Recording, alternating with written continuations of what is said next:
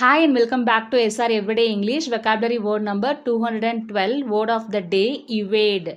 Meaning to escape from somebody or something or avoid meeting somebody. தமிழ்ல மழுப்பு அல்லது நழுவு. டீட்டெயிலாக சொல்லணும் அப்படின்னா ஒருவரை அல்லது ஒன்றை சந்திப்பதை தவிர். The word evade can be used as a verb. Pronunciation evade. Evade. Let's see the first example. Sarita is evading the get together by giving silly reasons.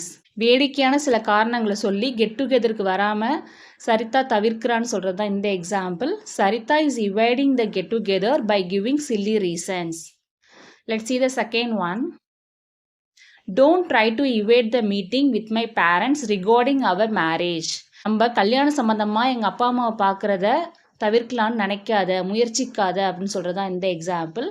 Don't try to evade the meeting with my parents regarding our marriage. One more time, I repeat the vocabulary word evade. ஒருவரை அல்லது ஒன்றை சந்திப்பதை தவிர். மழுப்பு அல்லது நழுவுதல். This is a sentence for you to practice.